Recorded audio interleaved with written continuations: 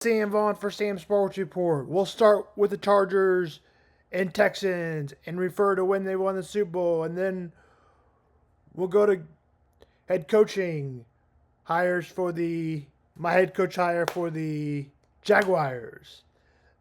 Then we'll go to the game break, so the players to watch out for. But let's first start with the Chargers and Texans and how many Super Bowls they've had or haven't had.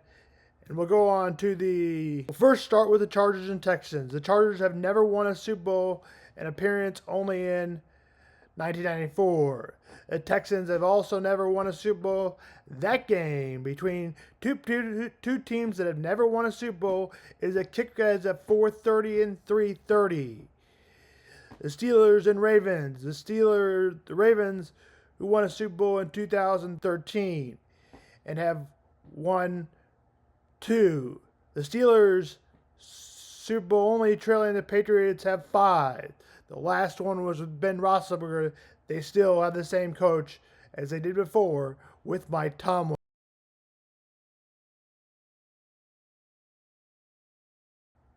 Kick is at 8 and 7 p.m. Central. Zay Flowers is out for the Ravens. So who that player is to watch out for in a minute. The Broncos and Bills will play. The last time the Broncos won the Super Bowl was in 2015 with Peyton Manning. They've won 3 Super Bowls. The Bills have lost all 4 Super Bowls they've been to. In fact, they lost 4 in a row. And Buccaneers will play. The Commanders won over the Bills in 1994. The Buccaneers in 2013 and 2021, Tom Brady and Brad Johnson won a Super Bowl.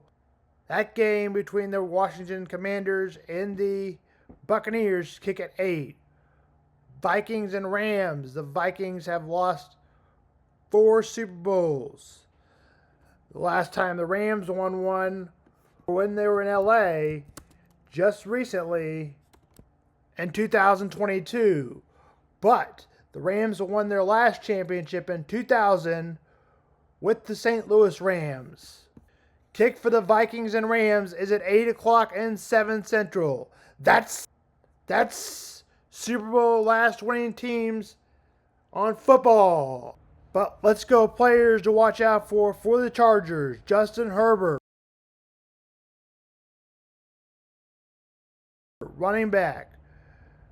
Possibly J.K. Dobbins. Injured for a few games, Gus Edwards. Also questionable, Gus Edwards. Jason Haskin would be the third back. Wide receiver, Ladd McConkey. Defense, Joey Bosa.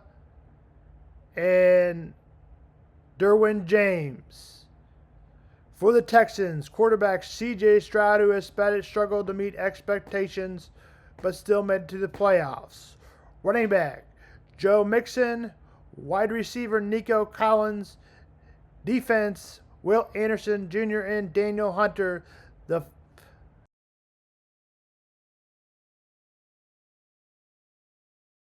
Give me the Chargers by 3. Chargers open at 2.5-point favorites. Kick is at 4:30, 3:30. And is that still the favorites? Yes, spread is still at 3. It's now back to 3. Kick is at 4:30, 3:30 Central. Give me the Chargers by 3. 27-24. Steelers and Ravens, players to watch out for. For the Steelers, quarterback Russell Wilson. Running back Najee Harris. Wide receiver George Perkins. Defensive end TJ Watt. For the Ravens, it's Lamar Jackson, Derrick Henry. Wide receiver Zay Flowers, who is out. So is on Rashard Bateman, who is the next best receiver to Mark Andrews. Mark Andrews is also a good tight end. Great tight end, actually. Hall of Famer probably one day. Kick us at 8, 7 o'clock. Let's discuss who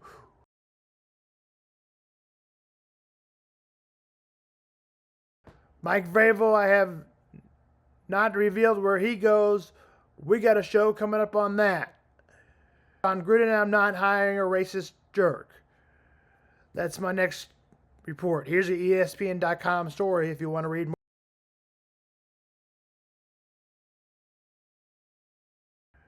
That's my next report. Here's the ESPN.com story if you want to read more about it.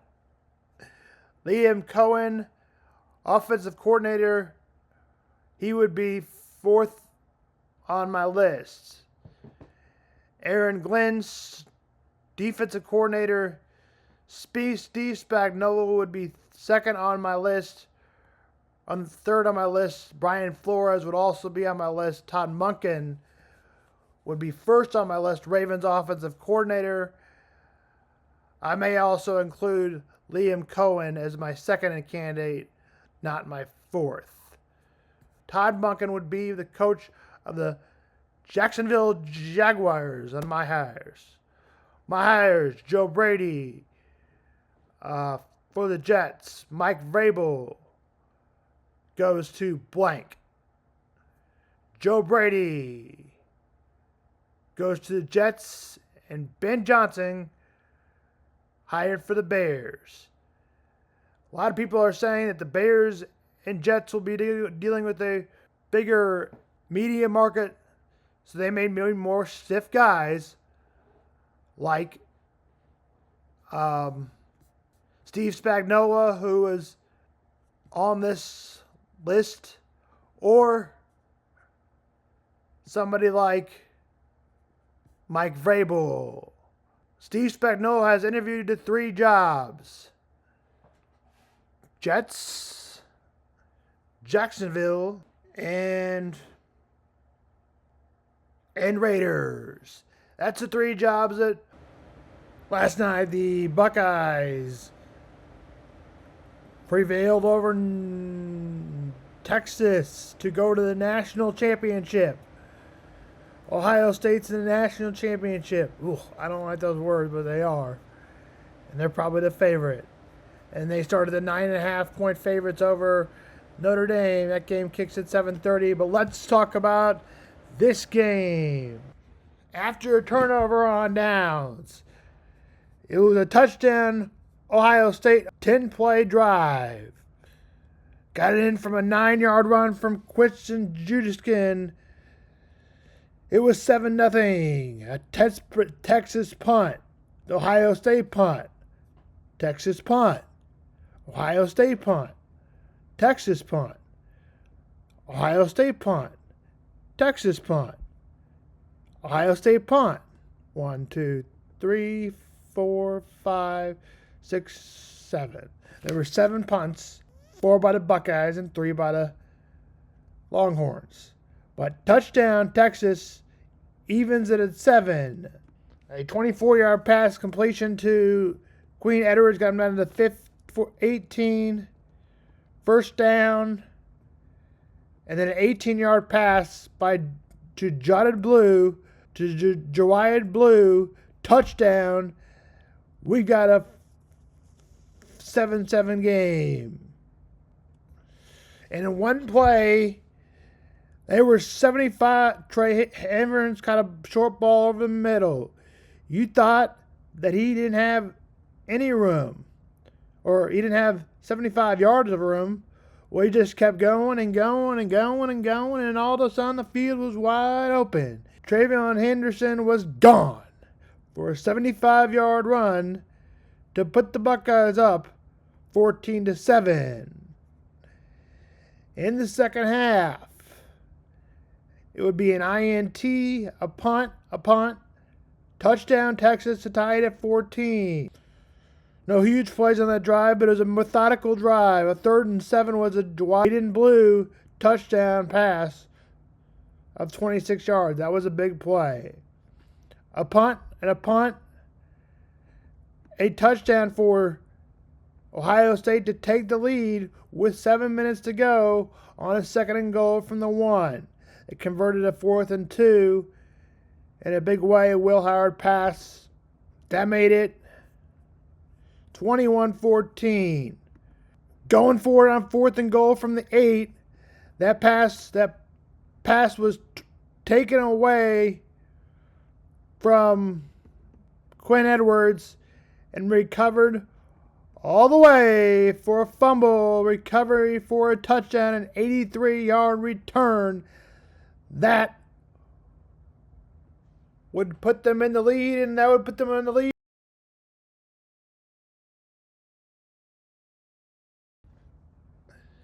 That's Sam on Sports.